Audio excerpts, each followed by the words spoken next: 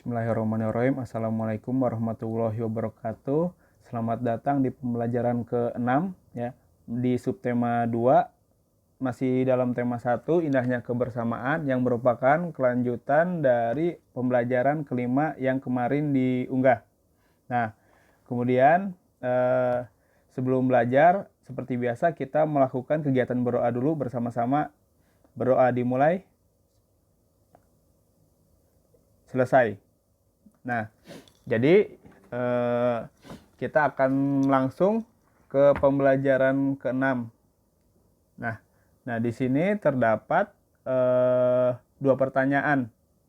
Nah, terdapat 2 pertanyaan. Yang pertama, apakah kamu pernah bekerja sama dengan orang yang berbeda-beda?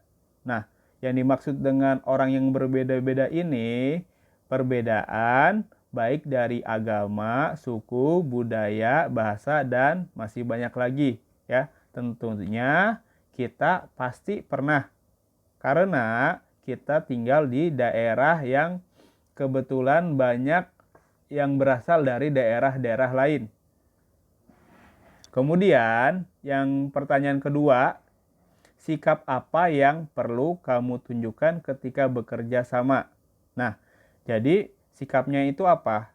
Jadi kita tidak boleh cuek ya terhadap orang yang berbeda-beda itu ya. Kita tidak boleh maunya bermain atau berkumpul hanya orang yang sama dan kita. Nah, justru ya terhadap orang yang berbeda-beda ini kita harus menunjukkan sifat atau sikap rasa hormat dan saling menghormati dan menghargai agar kita dapat saling bekerja sama. Karena kita sendiri ini adalah makhluk sosial atau makhluk yang tidak bisa hidup sendirian. Jadi sampai sini paham ya.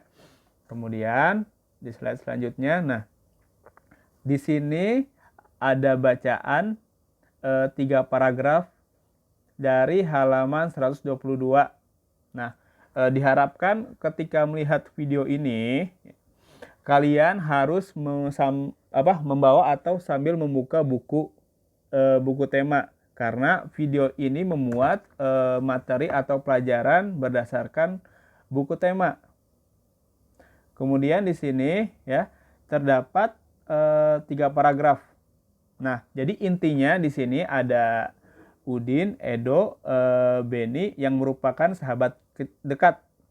Nah, mereka itu berasal dari latar belakang yang berbeda-beda. Ya. Jadi mereka mempunyai latar yang berbeda-beda dan Udin itu beragama Islam. Edo beragama Katolik. Sedangkan Beni beragama Kristen. Ya. Jadi itu adalah perbedaannya ya. Kemudian perbedaan budaya dan agama bukanlah penghalang bagi mereka untuk bekerja sama. Mereka saling bantu bahu-membahu mengerjakan tugas atau pekerjaan yang harus dikerjakan bersama-sama. Nah, kemudian di paragraf ketiga menjelaskan atau menceritakan bahwa pada peringatan hari ulang tahun kemerdekaan Indonesia yang lalu, Udin, Edo, dan Beni mewakili kelasnya. Ya. Kemudian mereka itu sebelum bertanding, mereka itu menyusun strategi dulu agar bisa menang. Alhasil ketika lomba dimulai, mereka berhasil memenangkan lomba tersebut. Nah, jadi itu apabila kalian mengamalkan sikap persatuan dan kesatuan tanpa memandang perbedaan atau saling menghargai, tentunya akan membuat kita semakin kuat. Nah, jadi itu untungnya kita saling bertoleransi terhadap keberagaman. Ya. Nah, di sini di slide selanjutnya terdapat tugas, ya ini ada tugas yang pertama. Nah, pada halaman 123. Jawablah pertanyaan berikut. Yang pertama di sini, bagaimana pendapatmu tentang persahabatan Udin, Edo, dan Beni? Jadi, pendapat kalian itu apa? Ya, jadi berdasarkan pemikiran kalian, bagaimana pendapatmu tentang persahabatan Udin, Edo, dan Beni? Kemudian yang kedua, apakah kamu pernah mempunyai pengalaman bekerja sama dengan teman-teman yang berbeda-beda. Jika pernah, ceritakan secara tertulis, ya, kalau pernah. Kemudian jika belum, tuliskan sikapmu jika suatu hari mempunyai kesempatan bekerja sama dengan teman yang berbeda agama, ya. Jadi kalau jika pernah, tulis, dan jika belum pernah, tulis, ya, jika suatu hari mempunyai kesempatan untuk bekerja sama dengan teman yang berbeda agama.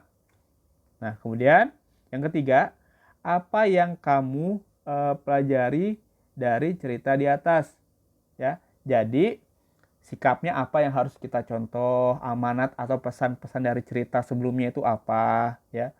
Jadi kalian tinggal tulis aja.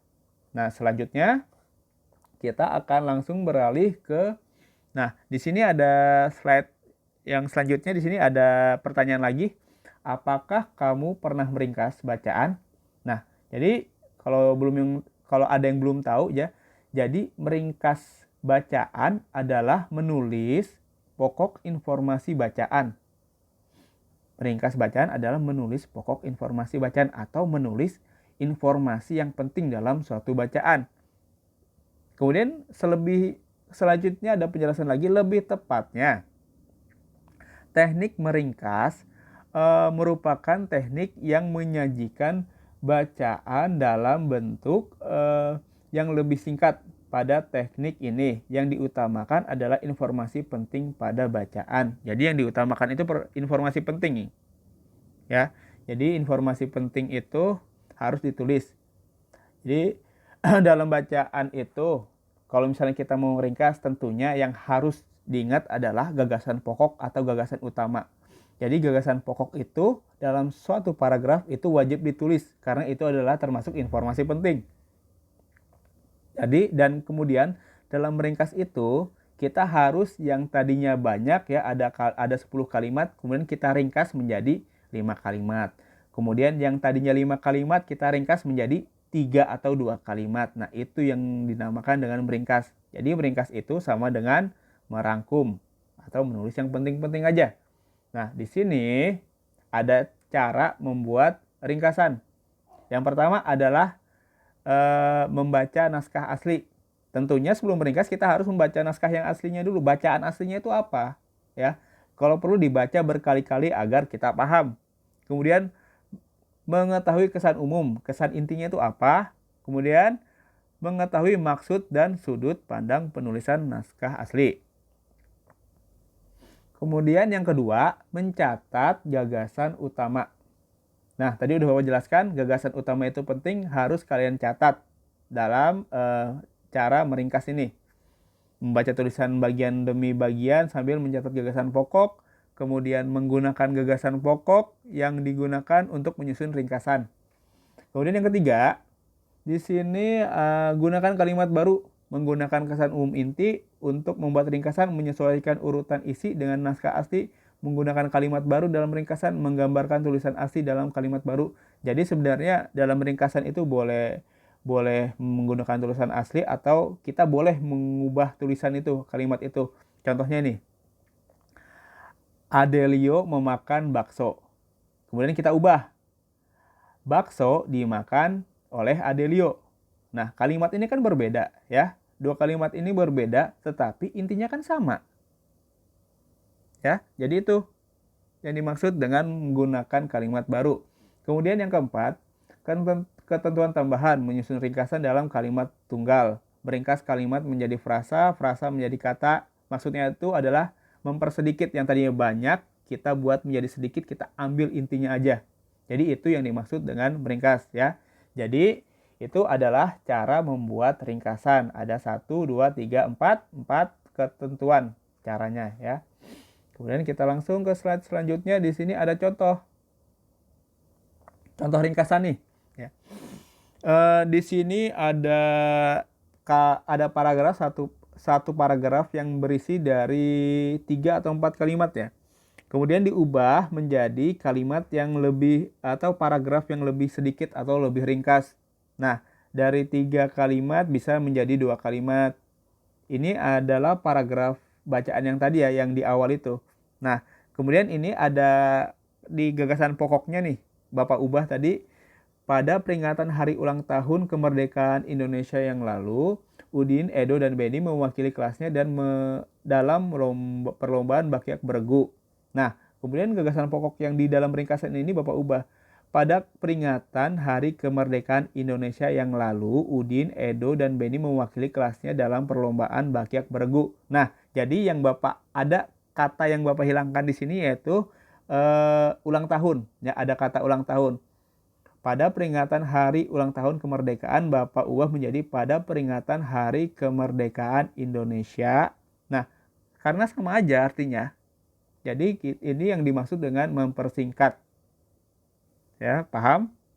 Kalau sudah, kalian kerjakan tugas yang kedua.